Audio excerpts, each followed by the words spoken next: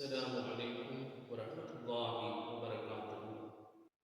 அல்லாஹ்வுடைய அருளால் இன்றைய முதலாவது தராவீஹை தொழுகின்ற வாக்கியத்தையும் 1.25 ருசுவை கேட்கின்ற வாக்கியத்தையும் அல்லாஹ் நம் அனைவருக்கும் கொடுத்திருக்கிறார்.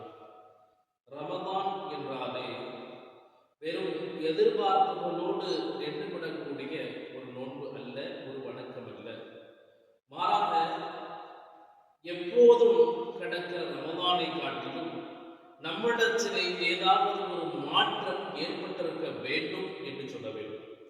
ஏனென்றால் ஹதீஸிலே ஸல்லல்லாஹு அலைஹி வஸல்லம் அவர்கள் சொல்லுவார்கள், ரமதான் வந்தாலே அந்த ரமதான் வருவதற்கு முன்பதாக அல்லாஹ் ஒரு வருட காலத்தை சொர்க்கத்தை அலங்கரிப்பதற்காக வைத்திருக்கிறார்.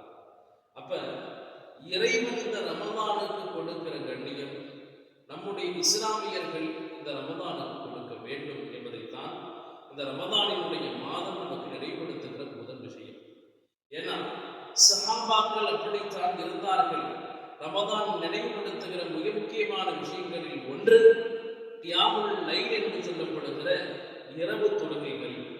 ஏன்னா ஹஸரத் உபய் இப்னு கஅப் ரலியல்லாஹு அன்ஹு, தமீமு தாரி ரலியல்லாஹு அன்ஹு என்கிற இரண்டு காரியான சஹாபாக்களை ஹஸரத் உமர் ரலியல்லாஹு அன்ஹு அவர்கள் தங்களுடைய খিলাফத்தினுடைய காலத்திலே தராவீஹினுடைய தொழுகையை நிறைவேற்றுவதற்காக வேண்டி இமாமாக நியமிக்கிறார்கள். பெருமானார் ஸல்லல்லாஹு அலைஹி வஸல்லம் அவர்கள் இந்த தராவீஹை தொழுதார்களா அப்படின்னு கேட்டால் ஸல்லல்லாஹு அலைஹி வஸல்லம் அவர்கள் 2 நாள் அவர்களுடைய வாழ்நாளிலே தராவீஹினுடைய தொழுகையை தொழுதிருக்கிறார்கள். ஆனால் 3வது நாள் மக்களுடைய கூட்டம் அதிகமாகிவிடும் என்கிற அச்சத்தினால், அப்படி அதிகமாகிவிட்டால் அல்லாஹ் இந்த தராவீஹினுடைய தொழுகையை நம் மீது கடமையாக்கி விடுவானே என்கிற அச்சத்தில் ஸல்லல்லாஹு அலைஹி வஸல்லம் அவர்கள் 3வது நாள் வரவில்லை.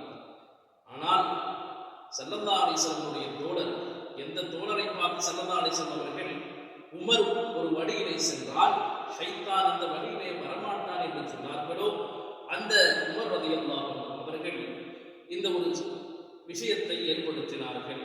ஏற்படுத்திவிட்டு உமர் ரலியல்லாஹு அன்ஹு சொன்னாங்க, நிஅமத்தில் பித்அத்து ஹாதிஹி, இது ஒரு சிறந்த பித்அத் என்று சொன்னார்கள். பித்அத் என்றால் நபியினுடைய காலத்திலே உருவாக்கப்படாத ஒரு விஷயம், குறிப்பாக மார்க்கத்திலே புதிதாக உருவாக்கப்பட்ட விஷயத்திற்கு பித்அத் அப்படின்னு சொல்லுவாங்க.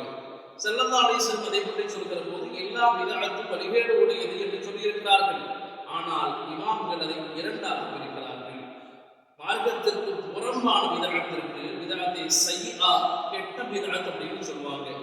மார்க்கத்திற்கு உட்பட்டு மார்க்கத்தினுடைய சஹாபாக்களால் மார்க்கத்தால் குர்ஆன் ஹதீஸின் மூலமாக அங்கீகரிக்கப்பட்ட ஒரு பித்அத்தை பித்அத்துல் ஹஸனா, நல்ல பித்அத் என்று சொல்வார்கள். உதாரணமாக ஸல்லல்லாஹு அலைஹி வஸல்லம் காலத்துல ஸல்லல்லாஹு அலைஹி வஸல்லம் அவர்கள் இருக்கிற போது இன்னைக்கு நடைமுறையில் இருக்கக்கூடிய மதரசாக்கள், ஆலிம் கல்விகள், ஹாஃபிஸ் கல்விகள் என்று ஒரு கல்விக்கூடத்திலே அங்கு கற்றுக் கொடுக்கப்படவில்லை. மாறாக எல்லாமே ஸல்லல்லாஹு அலைஹி வஸல்லம் அவர்கள் பள்ளியிலே கற்றுக் கொடுத்தார்கள்.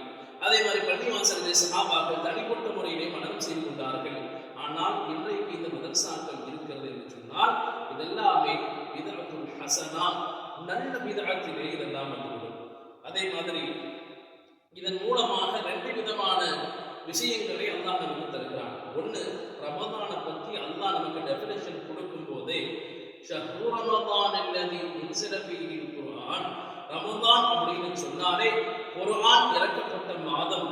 அந்த அடிப்படையிலே இந்த தராவீஹிலே முழு குர்ஆனை கேட்கிற பாக்கியத்தை அல்லாஹ் நமக்கு கொடுத்திருக்கிறான்.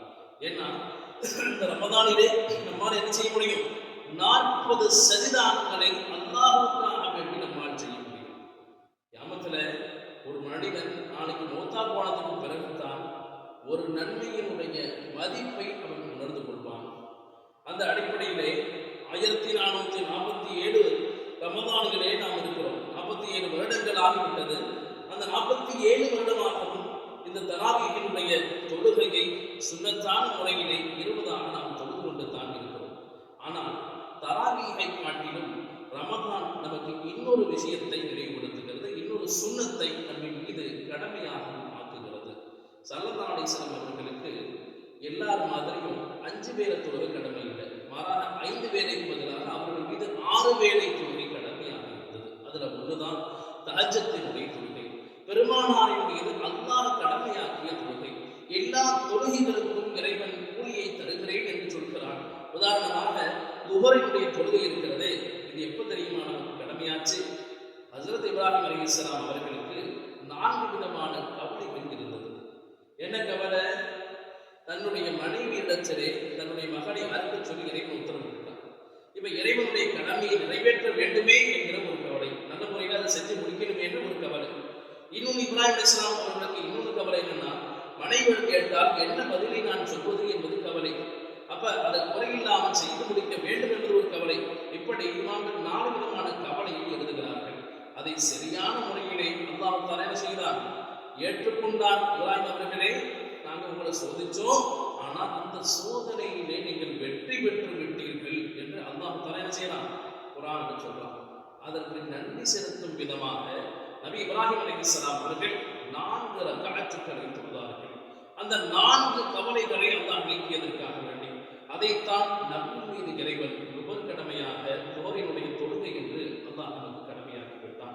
இப்படி கிதாபுகளை எடுத்து பார்த்தால் ஒவ்வொரு நபிமார்களும் தங்களுக்கு நடந்த சோதனையிலிருந்து அல்லாஹ் அவர்களை காப்பாற்றியதற்காக வேண்டி, அல்லாஹ் அவர்களுக்கு கொடுத்த அருட்கொடைகளுக்காக வேண்டி அவர்கள் செய்த ஐவேளை தொழில்களைத்தான் அல்லாஹ் நமக்கு கடமையாக ஆக்கியிருக்கிறார் என்று சொல்வார்கள். ரமதான் நமக்கு நினைவுபடுத்துகிற முதல் விஷயம் என்னவென்று சொன்னால், முதல்ல நம்மிடத்திலே தக்குவா வர வேண்டும். என எந்த ஒரு அமலையும் மனிதர்கள் பார்ப்பார்கள். நீங்கள் தொழுதால் மக்களுடைய பார்வை உங்கள் மீது படும். நீங்கள் சக்காத்து கொடுத்தால் அந்த சக்காத்தை வாங்கக்கூடிய நபர் அதனுடைய அந்த நன்மையை பார்ப்பார். ஆனால் இந்த நோன்பை பொறுத்தவரையில் அல்லாஹ் அப்படி வைக்கல. அஸ்ஸௌமுலி ஹதீஸ்ல ஸல்லல்லாஹு அலைஹி சொல்லுவாங்க, எல்லா ஆதமுடைய மகனினுடைய அமலுக்கும் 700 மடங்கு நன்மைகள் வரையிலும் அல்லாஹ் இரட்டிப்பாக்கி கொடுத்து கொண்டே இருக்கிறான். ஆனால் ரமதானினுடைய நோன்பை தவிர நோன்பு அது எனக்கு சொந்தமானது என்று அல்லாஹ் சொல்கிறான். அப்ப ஒரு அடியான் என்ன செய்யணும்னா, நோன்பு வைக்கிற போது அல்லாஹ்வுக்காக, அவனுடைய நேசத்திற்காக, அவனுடைய எப்படியாவது அடைந்து கொள்ள வேண்டும் என்கிற ஆர்வத்திலே அந்த நன்மைகளை செய்ய வேண்டும். ஏன்னா தஹஜ்ஜுடைய தொழுகை எல்லாருக்கும் அது சுன்னத்தாக்கப்பட்டதுன்னு சொல்றதுக்காக வேண்டிய செய்திகளை சஹாபாக்கள் கொண்டு போறாங்க. அபூபக்கர் ரலியல்லாஹு அன்ஹு அவர்கள்ட்டையும் செய்தி வருகிறது. ஆனால் அபூபக்கர் ரலியல்லாஹு அன்ஹு அவங்கள்ட்ட செய்தி வருவதற்கு முன்பதாகவே அவர்கள் பள்ளிவாசல்ல உட்கார்ந்து தஹஜ்ஜுடைய தொழுகையை தொழுது கொண்டிருந்தார்கள்.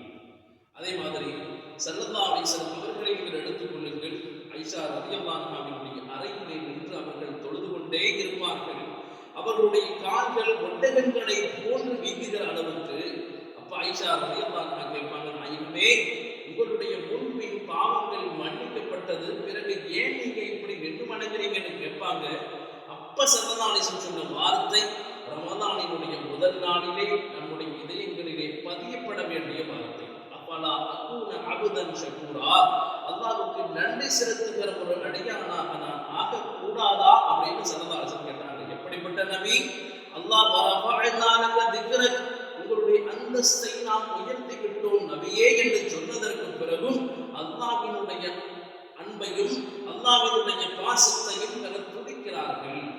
நாம என்னைக்கு அதை பெறுவது? நம்முடைய எண்ணங்கள் எல்லாம் பாவங்களிலே மூழ்கி போய் கிடந்தது 11 மாதங்கள். அப்ப நம்ம எவ்வளவு இஸ்திக்ஃபார்கள் செய்ய வேண்டும்? பாவமே செய்யாத நபி சொன்னாங்க, நான் ஒரு நாளைக்கு 100 முறை அல்லது 70 முறை நான் இஸ்திக்ஃபார் செய்கிறேன்னு சொன்னாங்க. அப்ப நாம எவ்வளவு இஸ்திக்ஃபார்களை இந்த ரமதானிலே நாம் கையாள வேண்டும் என்பதை நாம் சிந்தித்து பார்க்க வேண்டும். ஏன்னா ரமதான் நினைவுபடுத்துகிற இரண்டாவது விஷயம் நமக்கு தௌபாவை நினைவுபடுத்துகிறது.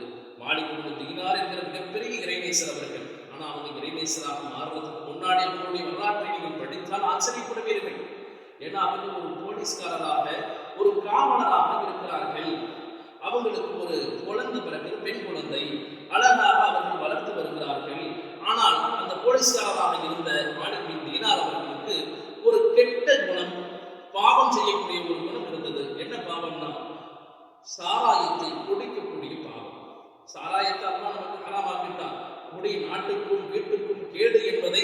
அரசாங்கமும் சொல்கிறது, மக்களும் கேட்டுக்கொண்டுதான் இருக்கிறார்கள். ஆனாலும் இன்றளவிலேயும் குடித்துக் கொண்டுதான் மக்களை நாம் பார்க்க முடிகிறது. இஸ்லாமியர்களும் இது பெருநாளினுடைய நாட்கள் என்று கூட பார்க்காமல் குடிபோதைகளை உணர்ந்து கொண்டிருப்பதை நம்மால் காண முடிகிறது. ஆனால் அந்த மாலிக்கின் தீனார் ரஹ்மத்துல்லாஹி அவங்க சொல்றாங்க, எனக்கு ஒரு பெண் குழந்தை இருந்தது, நான் ஒரு குடிகாரன் தான். ஒருவேளை ஒரு நாள் அந்த குழந்தையினிடத்திலே அப்பா என்ற ஆசையாக வந்தது. அந்த குழந்தையை நான் எட்டி உதைத்து விட்டேன். அந்த குழந்தை அடிபட்டு வஃபாத்தாகிவிட்டது. காலங்கள் உருண்டோடியது. ஒரு நாளினுடைய வராத்தினுடைய இரவிலே என்னுடைய கனவிலே நான் காணுகிற காட்சி இது அப்படின்னு சொல்லிட்டு அவங்க சொன்னாங்க. மஹ்ஷரினுடைய மைதானத்தை போல அது இருக்கிறது. கியாம நாளிலே நான் நின்று கொண்டிருக்கிறேன். அப்போது ஒரு மலைப்பாம்பு என்னை கொத்துவதற்காக, என்னை கடிப்பதற்காக தன்னுடைய வாயை பிளந்து வந்து கொண்டே இருக்கிறது. அப்ப நான் ஓடுகிறேன் விரல் ஓடிக்கொண்டே இருக்கிறேன். அப்போது என்னுடைய இந்த வஃபாத்தாகிவிட்ட அழகான குழந்தை ஒரு வசனத்தை சொன்னது. தன்னுடைய கைகளை நீட்டி, அலம் யக்னில் இல்லதீன ஆமனூ அன் தக்ஷா குலூபுஹும் லிதிக்ரில்லாஹ், அல்லாஹ்வினுடைய பெயரை கேட்டு அச்சம் பெறுகிற நேரம் இன்னும் வரவில்லையா அப்படின்னு சொன்னது. உடனே மாலிக் பின் தீனார் அவர்கள் தௌபாவை மேற்கொண்டார்கள். அல்லாஹ்வினுடைய இறைநேசராக, மிகப்பெரிய இறைநேசராக மாறிப்போனார்கள். அவங்க சொன்ன ஒரு வார்த்தை என்ன தெரியுமா? மனிதன் எல்லாரும் நம்ம இன்னைக்கு என்ன செஞ்சிருக்கிறோம்? பக்கத்துல உட்கார்ந்து இருக்கிறோம். ஆனால் நாம் செய்த பாவம் மனிதனுக்கு வெளியிலே தெரிய ஆரம்பித்து விட்டால் அதனுடைய நாற்றம் தாங்காமல் நமக்கு பக்கத்துல யாருமே உட்கார முடியாதுன்னு சொன்னாங்க. அப்போ ஒரு பாவம் என்பது ஒரு மனிதனை இழிவான நிலையிலே தள்ளிவிடும். எனவே ரமலான் ரமலானிலே நாம் அல்லாஹ்வுடைய தௌபாவையும் அதே போல கியாமுல் லைல் என்கிற இரவு தொழுகைகளிலேயும் குறிப்பாக மூன்றாவதாக குர்ஆனினுடைய வசனங்களிலேயும் நாம் கவனம் செலுத்துவதற்கு அல்லாஹ் நமக்கு தௌஃபீக் செய்து அருள் புரிவானாக. வாஃபிரு தஅவானா அல்ஹம்துலில்லாஹ். அஸ்ஸலாமு